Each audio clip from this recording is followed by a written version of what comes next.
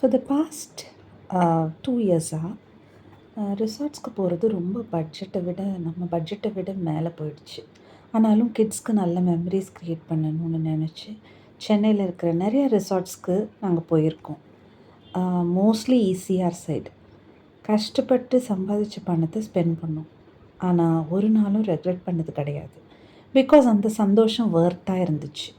ஆனால் இந்த resort visit ரீசெண்டாக for our wedding anniversary 14th wedding anniversary நாங்கள் எங்கள் ஃபேமிலியோட தாஜ் ஃபிஷர்மேன்ஸ் கோக் விசிட் பண்ணியிருந்தோம். அது மனசு கொஞ்சம் ரொம்ப ஹர்ட் ஆகிடுச்சு. ஒரு நைட் ஸ்டேக்கு 2 அடல்ட்ஸ் 2 கிட்ஸ்க்கு டோட்டலி 27,000 ஸ்பெண்ட் பண்ணோம். இது ஒரு மிடில் கிளாஸ் ஃபேமிலிக்கு சின்ன அமௌண்ட் இல்லை. ஒரு நைட்டுக்கு இவ்வளோ ஸ்பெண்ட் பண்ணுறது இட்ஸெல்ஃப் பெரிய விஷயம்தான்.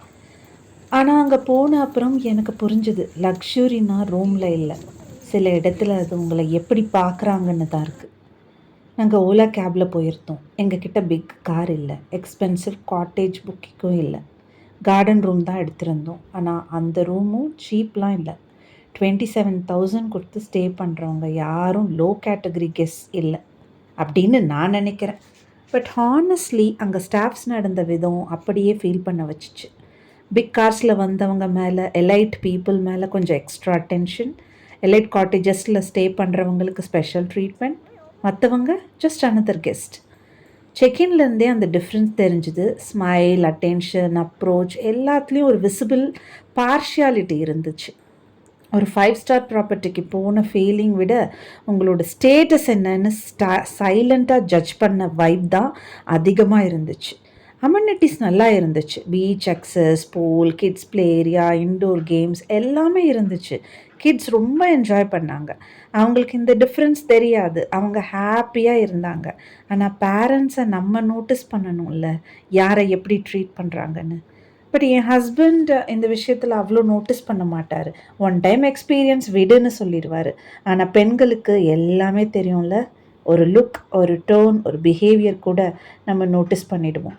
அதனால் அந்த ஃபீலிங் மனசுலையே இருந்துச்சு.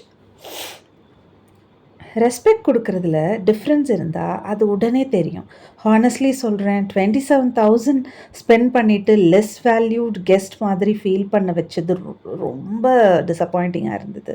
இந்த மாதிரி லக்ஸூரியஸ் காஸ்ட்லி ரூம் இல்லை, லக்ஸுரினா ரெஸ்பெக்ட் ட்ரீட்மெண்ட் தான் என்னை பொறுத்த வரைக்கும். அதுதான் எங்கள் எக்ஸ்பீரியன்ஸில் மிஸ்ஸிங். இது யாரையும் இன்சல்ட் பண்ணுறதுக்கு இல்லை, பியூராக என் பர்சனல் எக்ஸ்பீரியன்ஸ் நம்ம மாதிரி மிடில் கிளாஸ் ஃபேமிலிஸ்க்கு சொல்லணும்னு தோணுச்சு. ஈசிஆரில் இன்னும் நிறைய பியூட்டிஃபுல் ரிசார்ட்ஸ் இருக்குது. அதே பீச், அதே memories, sometimes even better hospitality. Money கொடுத்து ரூம்ஸ் புக் பண்ண முடியும், லக்ஸூரியஸ் ரூம், வாட் எவர். ஆனால் ரெஸ்பெக்ட் எல்லாம் ஃபோர்ஸ் பண்ணி வாங்க முடியாது. அம்யூனிட்டிஸ் நிறையா இருக்கலாம், ஆனால் ஹாஸ்பிட்டாலிட்டி தான் ரொம்ப இம்பார்ட்டண்ட். தேங்க்யூ ஃபார் வாட்சிங்.